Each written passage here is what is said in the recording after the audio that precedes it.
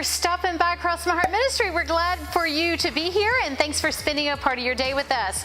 Well, if you are following along with us during the month of June and you're a regular subscriber, a regular visitor, you know that our bookmark this month is on the word honor. The word honor, kind of an old-fashioned word. We don't necessarily use it a lot in everyday conversation. When you think about the word honor, we honor people. We honor positions. Sometimes we honor the position that person holds. Even if we don't agree with some of their views on things, we honor the office they hold, or we honor the position of authority that they hold over us in the workplace or in the community. When we think about honoring people, it's almost Father's Day, and so all of us will be honoring our fathers and our dads later this month. In fact, if you come back next week, we may have a video with an idea for you on how you can honor Dad. We honor the flag. We honor our country. We honor the grocery store when they honor our coupons. There's all sorts of places, really, in everyday life that we use the word honor.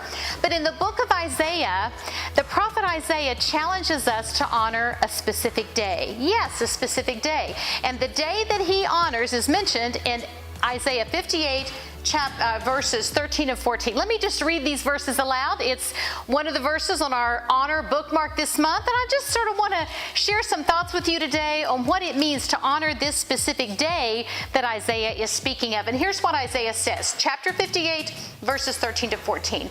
If you keep your feet from breaking the Sabbath and from doing as you please on my holy day, if you call the Sabbath a delight and the Lord's holy day honorable, and if you honor it by not going your own way and not doing as you please or speaking idle words, then you will find your joy in the Lord. You'll find your joy in the Lord.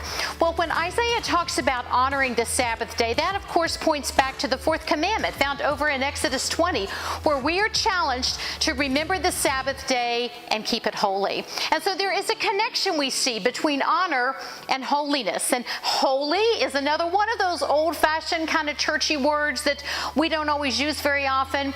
Literally, the word holy just means to be set apart, to be different. So if the Sabbath day is going to be holy, it's going to be set apart from every other day. If God's Word, if this book is deemed holy, that means it's different than every single other book. So we're challenged to think about what it means to remember the Sabbath day, to honor it by keeping it holy, to keep it different, to keep it set apart.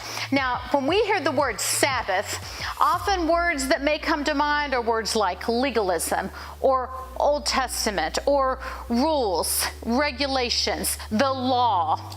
If you read the Little House books like I did when you were a little girl, maybe you even come up with that scene from Farmer Boy. Do you remember that when the kids were all dressed up in their starched, stiff Sunday clothes, sitting on that hard furniture all afternoon on that beautiful Sunday day, and they were itchy and scratchy and so uncomfortable, and it just sounded like a horrible way to spend a day that is supposed to be, as Isaiah tells us, a joy and a delight.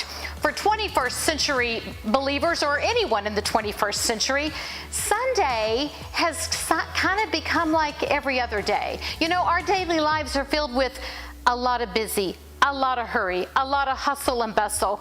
We get up early, we run hard all day long, we pedal hard, we check off our list, we run to work, we run home, we try to do the chores, we fall into bed dead tired, and get up tomorrow and do it all over again.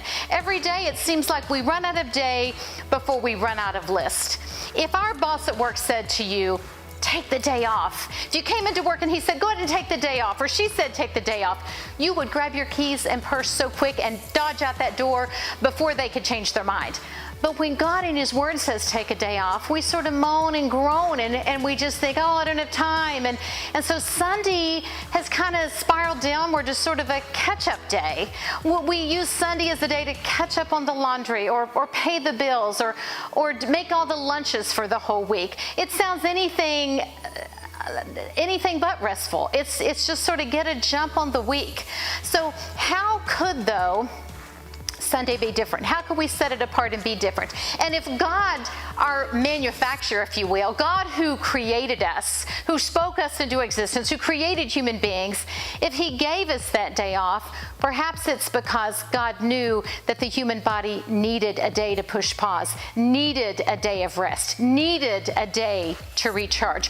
What if instead of viewing the Sabbath as legalism and a have to and the law, we viewed it as a gift from God? Not a law to be kept so much as a gift to be received. And what if we leaned into trying it out and we actually discovered or found that by taking Sunday as a Sabbath day to honor the Lord and to honor that day, that suddenly perhaps we would find that Monday, Tuesday, Wednesday, Thursday, Friday, Saturday were different, because we approached the work on those days refreshed and revitalized, and suddenly those days just were done with more energy or more enthusiasm and with greater purpose. I want to challenge you, my friend, to consider making Sunday a Sabbath day, making Sunday the holy day that we are challenged, commanded to really, over in Exodus, and consider calling the Sabbath day a delight, as Isaiah says. Call it a delight, declare it a delight, and take it as a day of delight. Accept this gift, take the day off, accept the rest for your body, and then perhaps find your joy in the Lord. And so you might ask, what could that look like? Well, I want to challenge you to consider what that could look like. I want to challenge you the rest of this month in June, maybe July, maybe all summer.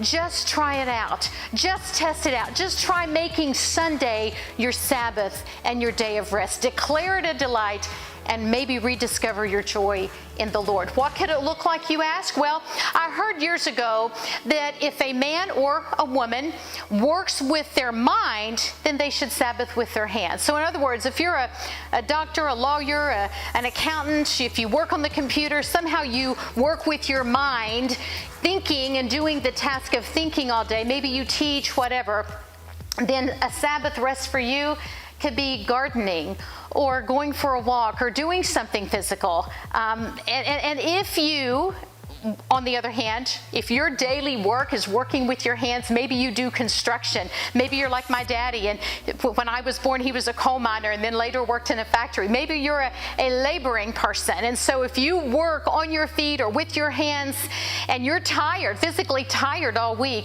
then perhaps your Sabbath rest looks more like what we would expect rest. You're going to sit on the porch swing. You're going to read a book. You might go for a walk. Maybe you're going to take a nap.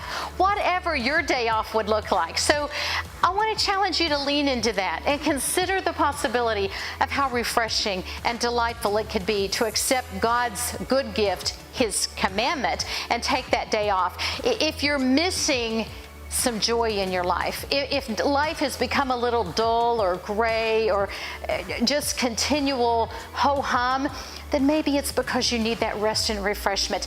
Declare this day a delight. Accept that day off. Take the day and enjoy the day.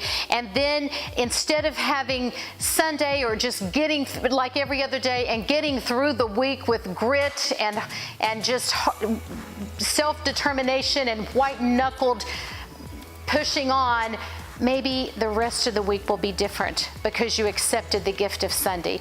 It's time to rest. Is it time to honor the day, as Isaiah challenges us to do, declare it a delight, and then rediscover your joy that is in the Lord? Leave me a note below and let me know what you would do with a day off. If you were going to seriously accept God's good gift and make this Sunday a day of rest, what's the one thing you would do? Would you read a book? Would you go for a bike ride? Would you take a nap? Would you maybe clean out a closet? I don't know. That doesn't sound like fun for me, but maybe there's some of you that would consider that restful. I don't know. What would you do to rest and accept the gift of a day off? Would you consider calling the Sabbath a delight and then finding your joy in the Lord? Thanks for stopping by. For Cross My Heart Ministry, I'm Laura McFarland.